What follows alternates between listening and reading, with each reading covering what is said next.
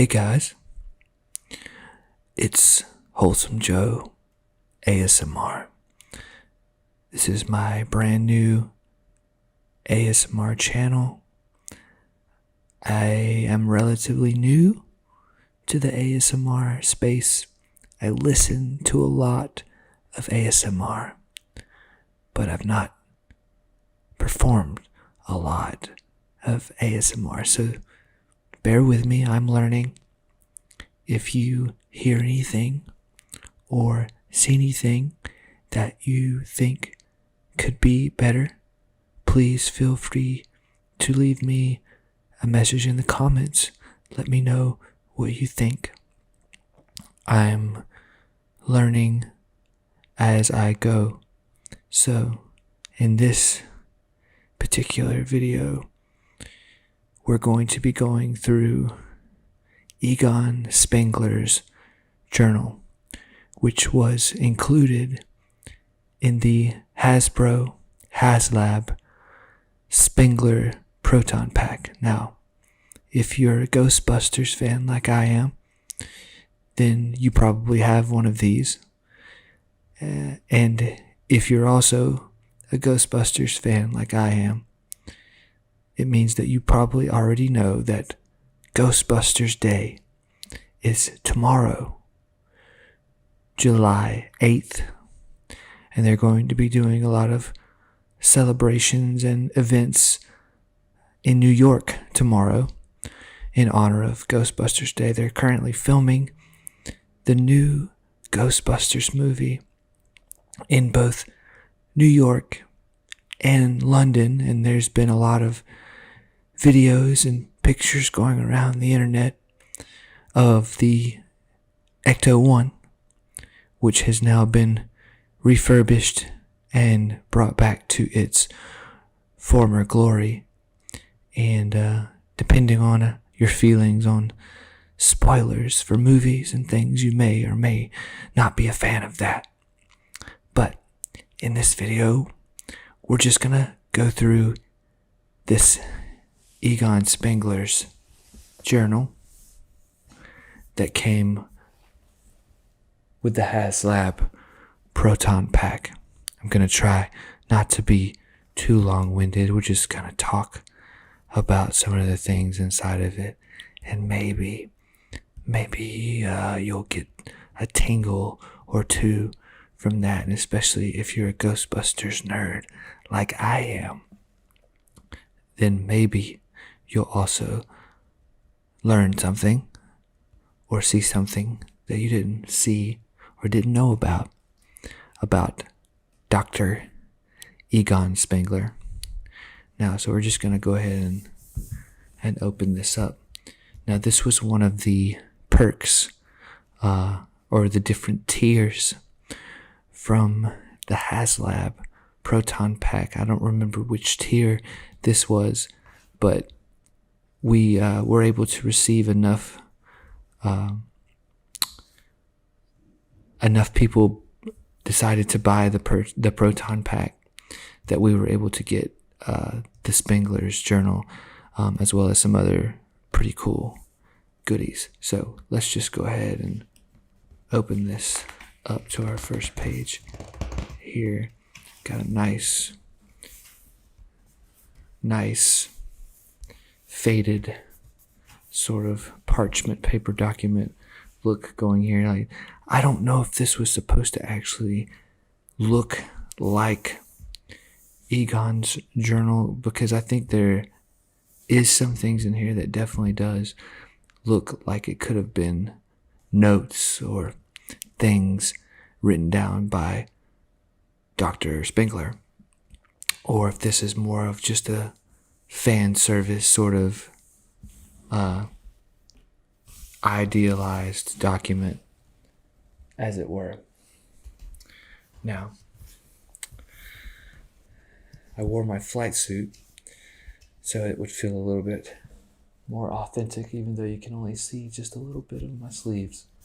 But, you know, we've got the khaki, and that's what matters. So, in this first page, we've got the year, which was 19 1984. And if you didn't know, 1984 was the year that the original Ghostbusters movie came out. 1984.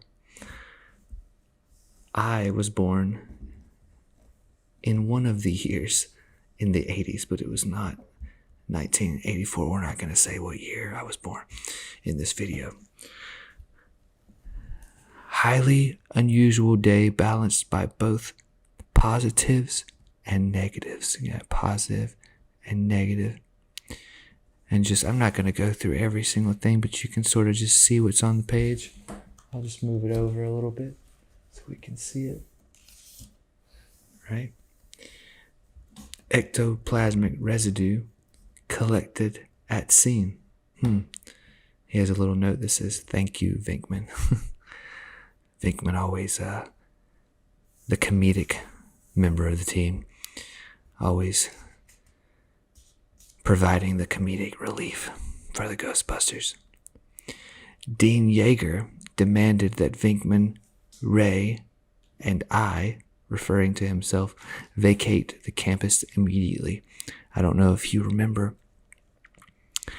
in the original Ghostbusters film, at the very beginning, Peter, Ray, and Egon were evicted from their college facility, and that is kind of what spawned their new business idea to go into the business of hunting and catching ghosts.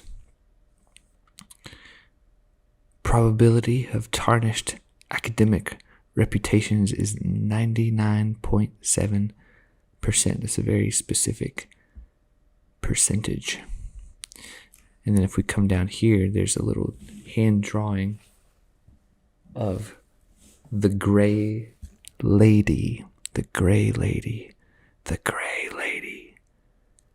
And if you remember, the gray lady is who they encounter at the very beginning of Ghostbusters in the library.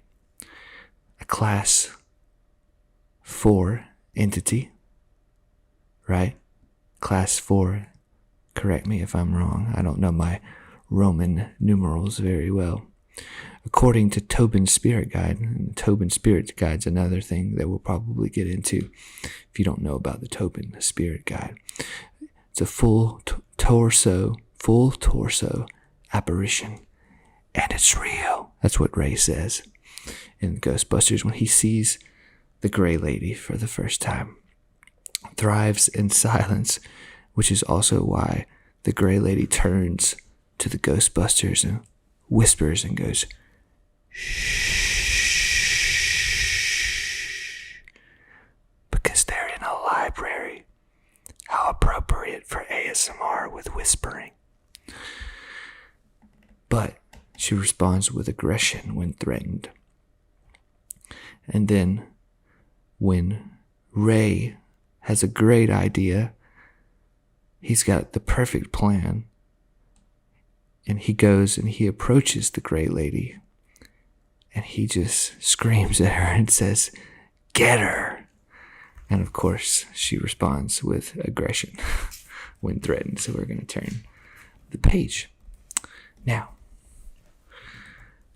we've got a lot of things that Egon has written down on this page. I'm not going to get into all of this because this journal is pretty long and I don't want this video to be too terribly long. So we're going to keep it sort of short and sweet. And I believe a lot of this was when they're talking about opening the new business, initiating what Venkman calls the indispensable defense science of the next decade: professional paranormal investigations and eliminations. The franchise rights alone will make us rich beyond our wildest dreams. That's what Peter says to Ray when he's trying to convince him to start the business. And this is where they've kind of made a list of all the things they need for their business, because they need office space, sleeping quarters, showers, a full kitchen, a functioning firefighter's pool. I don't think that they actually thought about that in advance. I believe that's something they just kind of discovered when they came through the firehouse tour for the first time. And here's just a little list of them trying to determine what they think the name of the business is going to be called. Ghost Stoppers, Ghost Blasters, Ghostbusters with a space in between, Ghost Killers, Ghost Breakers, and Ghost Smashers. I believe it was originally supposed to be Ghost Smashers, I want to say, but I might be wrong on that. Or maybe Ghost Blasters. It was either Ghost Smashers or Ghost Blasters. That was the other title that it almost ended up being. Company vehicle should be in top working order. Okay.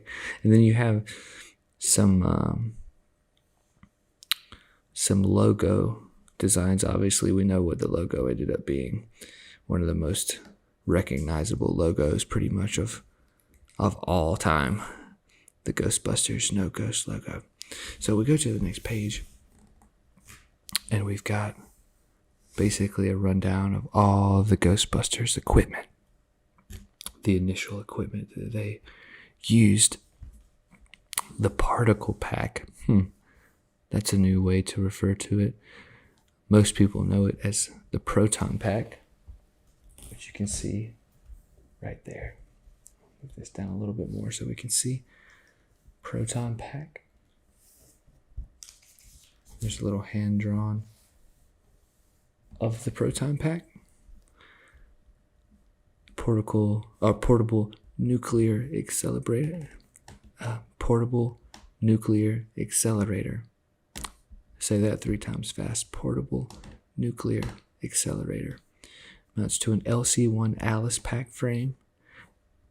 Positively charged ions immobilize negatively charged apparitions. This is what they use to wrangle the ghost with.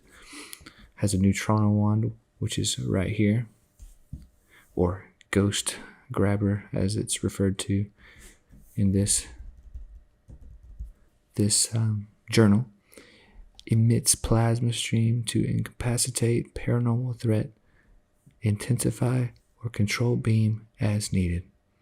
And another little hand drawing of that. Now the Haslab pack did not come with the neutrino wand. The neutrino wand was sold separately, so if you bought the Haslab pack, you had to also buy the Spengler wand separately. Now, the next piece of equipment is my favorite piece of equipment personally. I just think it's really cool. The ghost trap, referred to by Venkman as the gotcha ghost. I've never heard that. That's the first time I've ever heard that. And this is what they used to catch the ghost. It had a cord attached right here on this part that they would roll the trap out and then stomp on a pedal, and the pedal would open, and then it would pull the ghost down into the trap. Whoosh, right down into the trap. Okay, moving on. Now, we've got the ecto goggles for seeing ghosts. This is what Ray wears to see Slimer, which we will get to in just a second.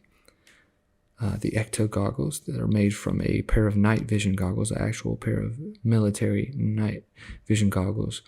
And then we've got the Aura Video Analyzer, which is basically a colander with a bunch of wires and crap attached to it. This is what Louis Tully wears when Egon himself is interviewing him to determine what he is being possessed by. All right.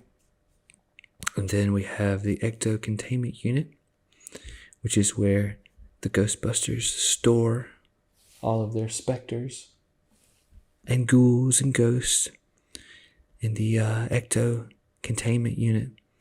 And this actually gets shut down in the movie, which lets all of the ghosts free, and it causes a huge problem in New York City. And then over here, I mentioned this earlier, the Ectomobile, also known as Ecto-1, which is the in case you don't know, a 1959 Miller Meteor Futura, I believe. And I can look at this drawing, and this is a really kind of specific thing here, and this is how you know that I'm a Ghostbusters fan, because only really hardcore Ghostbusters fans know this specific piece of information. So if you look at the drawing of the Ecto-1 and you see how the windows in this ambulance are drawn, I know that this is not the correct car model. You can look at the grille and you can look at the windows. I know from the way the windows are shaped in this particular drawing that this is a Eureka model ambulance, and the actual Ecto-1 that they used in the movie was a Miller Meteor Futura. And you can also tell that this is not a 1959 because of the fin. The red fins on the back of the car in the original had a little tail light in the middle of the fin, and this one does not. And that was indicative of hearses in around the early 60s. So anything from a 1960 to around 1963 or 64 had the single fin, and only the 1959 year model had the fin with the tail light. And there are other famous Cadillacs that have that same 59 fin, like the pink Cadillac, for example. But I don't want to spend too much time on the car, but just wanted to show you that because I just noticed that this drawing is of probably someone's fan-built car and not the actual Ecto-1. That's interesting. And then we come down here to the green ghost, which everybody knows as Slimer. Probably the most famous Class 5 full roaming vapor to have ever crossed the Ghostbusters path. And in the cartoon, he kind of becomes friends with them. I kind of like that. They catch Slimer at the very beginning of the first Ghostbusters. And then we're moving on here to some of our other enemies, or not necessarily enemies, but paranormal problems that the Ghostbusters have to deal with. We've got Zool and Gozer, which you can be kind of confusing because Zool is what Dana becomes when she is possessed. She becomes Zool, and she turns into a terror dog. And when Peter goes to her apartment, he discovers eggs frying by themselves on the countertop, which is very interesting. And then later on, that Louis Tully also becomes a terror dog, and he is the keymaster, and she, Dana, is the gatekeeper. And then you have Gozer. You have Gozer, who comes forth at the end of the movie, and she basically asks the Ghostbusters if, and I say she, Gozer is whatever it wants to be. So it could be a she, it could be a he, it could be a they, it could be a giant marshmallow man. But in reality, Gozer does not become the Marshmallow Man. The Destructor came in the form of the Stay Puft Marshmallow Man due to Ray not being able to think of anything else. He was supposed to clear his head, and he did not clear his head, and he summoned the Stay Puft Marshmallow Man to destroy New York City. And then we have just some classified information over here. World destruction. And now it's telling us that we've moved to 1985. Do you know what else happened in 1985? Another classic 80s movie is set in 1985. I bet you can guess which one. Leave a comment if you know which movie I'm talking about. It involves a certain other very famous car.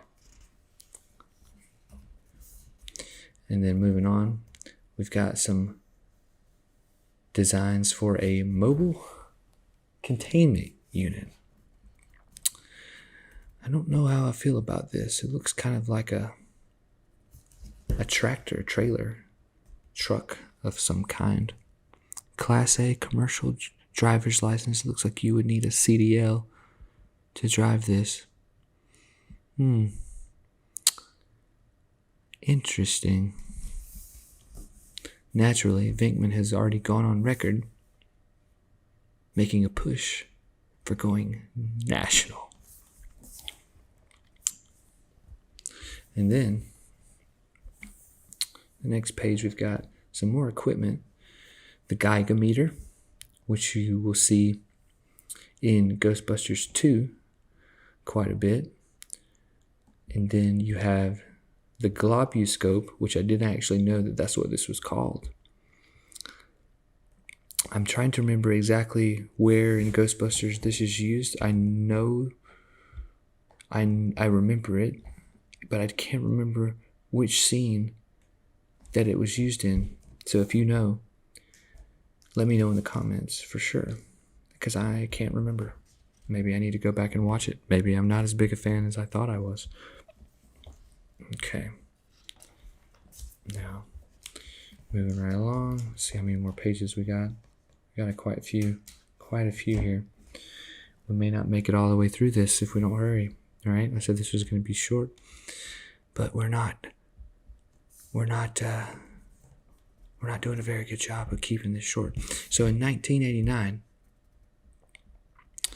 this is around the time when Ghostbusters 2 took place, and the Ghostbusters battled the Scoleri brothers in the courtroom when the Ghostbusters were being sued by the city for destroying things. And they did destroy a lot of stuff. And then over on the next page, we've got some information about some of the ghosts and things that I think we're moving into Ghostbusters 2 territory. I remember 2 in the box, ready to go. They be fast. And no, 2 in the box, ready to go. We be fast and they be slow. Yeah, that's what it is. And I remember one of my favorite scenes from Ghostbusters 2 is there's a montage where they're catching a lot of ghosts, and they catch this phantom jogger. He's like running by, and Peter just hits the trap and just catches him as he's running by. That's one of my favorite scenes in Ghostbusters 2, for sure. And then I'm sorry if my voice is kind of changing throughout. Like I said, I'm working on this. I'm very new to it. And yeah, so here we've got a drawing of the slime blower.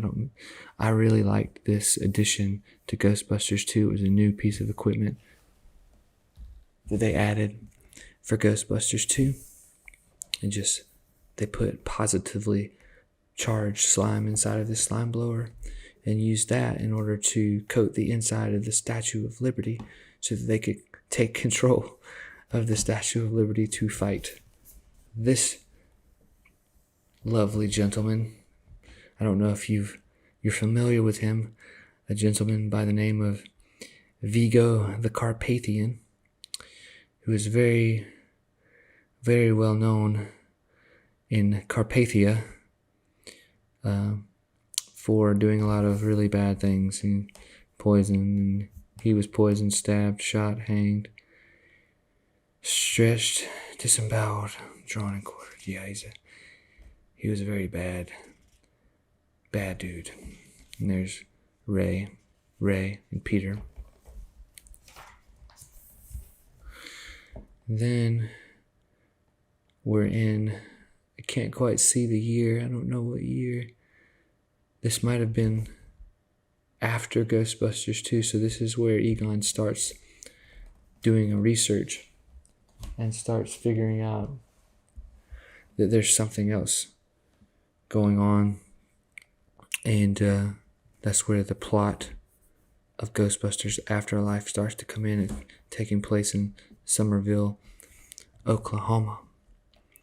There's earthquakes and things happening, and he thinks that something is up, and no one believes him. No one believes him but his granddaughter, that she's not aware that he was a Ghostbuster. She figures it out. She figures everything out in Ghostbusters Afterlife. I'm sorry, that's a Ghostbusters Afterlife spoiler. And then we just kind of have, some pictures and some more notes that Egon's jotted down. Peter continues to host the World of the Psychic from Ghostbusters 2. Yeah, that's one of my favorite scenes from Ghostbusters 2, World of the Psychics. Aliens, you just can't trust them. Occasionally you meet a nice one. Starman, E.T. But usually they turn out to be some sort of big lizard. Bassmasters. It's a fishing show. He says he spoke to Ray, refuses to entertain the notion of a return event. I'm assuming he's talking about Gozer. Yep, Gozer is Ray is convinced that the Ghostbusters defeated Gozer for good. Argues the mine would have experienced a cross rip before 1984. And then this is where Egon decides to go to Oklahoma. Leave the Ghostbusters high and dry. Go to Oklahoma. And now we're getting into all of the things that sort of took place after the first two movies. It says he arrived and somewhat settled. It's not the Sedgwick. And if you don't know what the Sedgwick is, that is the hotel where they captured Slimer in the first movie. The Sedgwick Hotel. I wish I had some Stay Puft marshmallows right now. That would be delicious. Some roasted Stay Puft marshmallows. And this is a lot of information about the Shandor Mining Company and Evo Shandor. A lot of people may not realize that the apartment building that Dana Barrett lived in the first Ghostbusters movie was built by Evo Shandor, which is partially why the building was the source of all the paranormal activity that was happening in Ghostbusters 1. Created a fourfold cross rip. And now we're getting into a lot of the notes and things that Egon was taking. He was creating new equipment. He gave the PKE meter a taser mode. This is used for detecting ghost activity. You probably saw him use it in Ghostbusters 1. And he added the ability to tase the ghost. And they also upgraded the trap by making it into an RTV. So it has a remote control and you can drive it around. It has these wheels on it as well. They also added a gunner seat to the Ecto-1. The side door opens and the gunner seat pops out, and the person sitting in the seat is able to use a makeshift proton pack that is rigged to the back of the gunner seat. That's a pretty cool addition. Moving on. We've got Muncher, who is one of the ghost from Afterlife, kind of reminiscent of Slimer, except that he loves to eat literally anything, not just food, literally anything metal, and he can regurgitate it, which can be kind of dangerous. But he looks kind of cute and cuddly to start with. But I liked Muncher from Ghostbusters Afterlife. I find myself compelled to ask the question, were we as Ghostbusters serving as judge, jury, and essentially executioner for wrongfully convicted ghosts? It's a good question, Egon. It's a good question. It looks like Egon was trying to figure out a lot of different stuff. He was kind of confused. No one believed him. I believed him. And his granddaughter, Phoebe, believed him. Let's see here.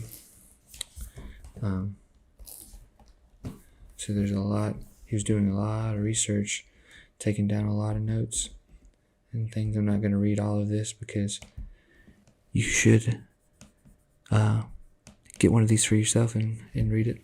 But he made a lot of little notes and doodles and things about the ecto goggles and different equipment and things.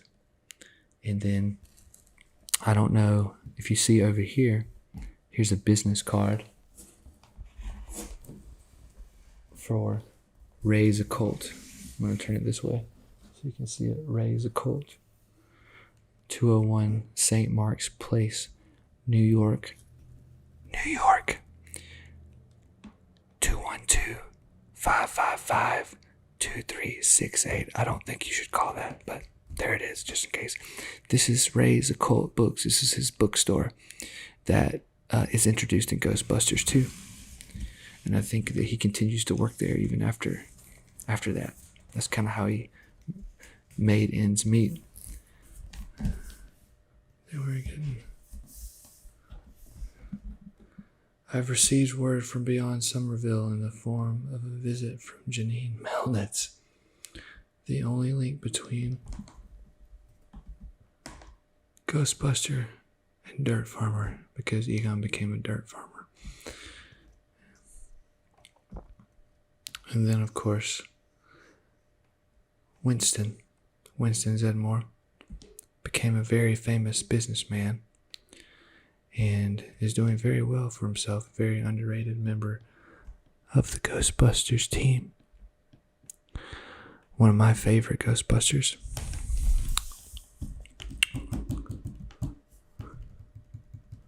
Winston Zedmore. He has a very cool last name.